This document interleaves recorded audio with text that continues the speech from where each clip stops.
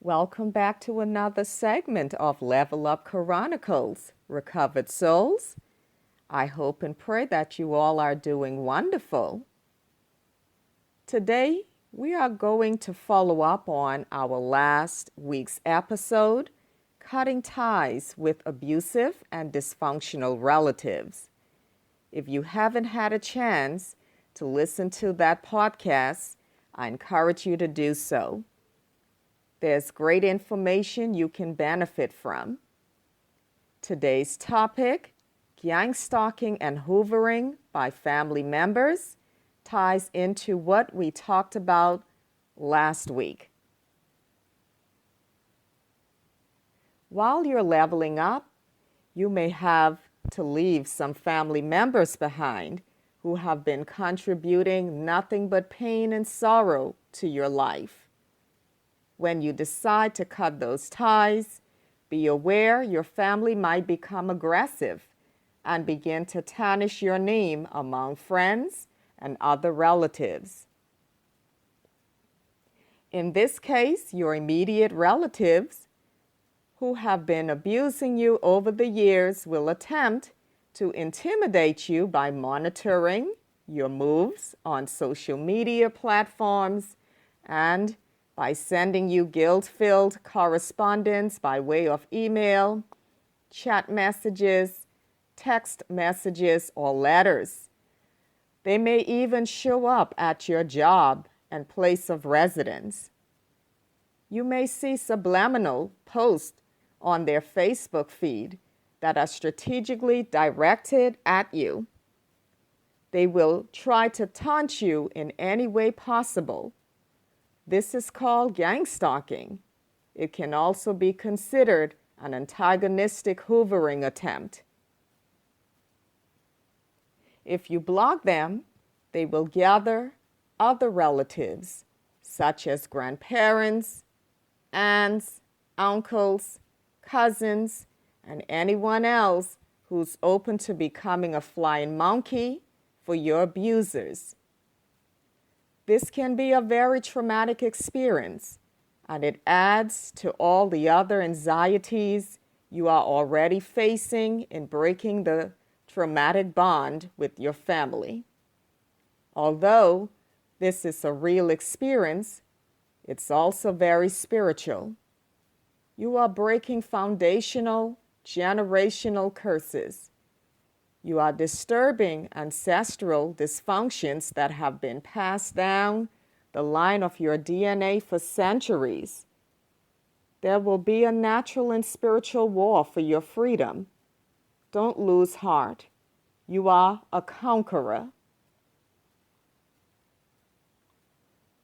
Your toxic family will put up a fight and want to discourage you from walking in your power. They believe they own you, so they will contend against you to get you back in line under their control. They will not respect your request for space to heal. Your healing is not important to them. If you heal, you will become empowered. This is a threat to them. You will get many calls, texts, and other contacts from relatives telling you how you're hurting your family and how everyone should stick together. They will tell you that you need to forgive and that life is short. They will re-victimize you.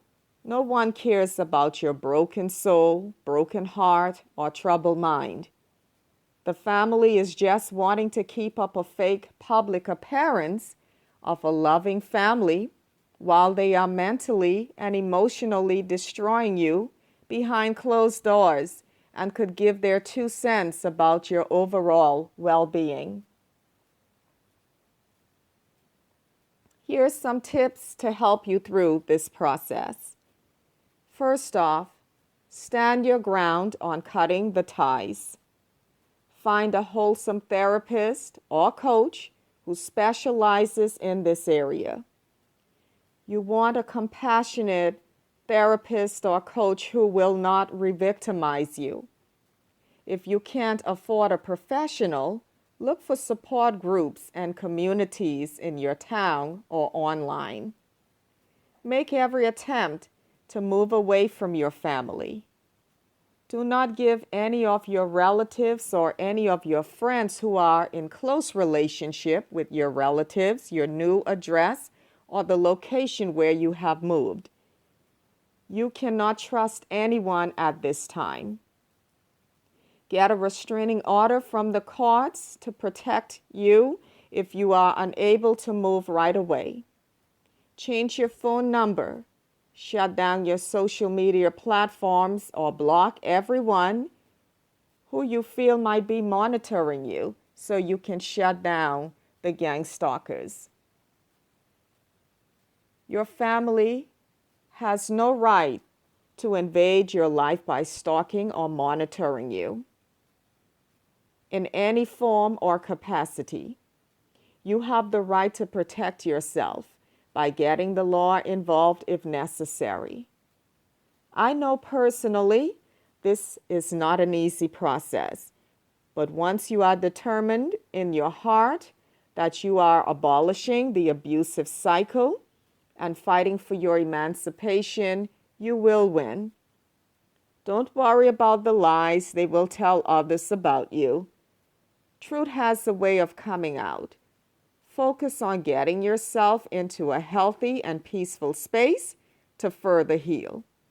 No one has the right to dictate to you how you should heal or how long your healing process should be. This is invalidating all you've been through. I pray for your strength on this journey. You are, after all, a recovered soul.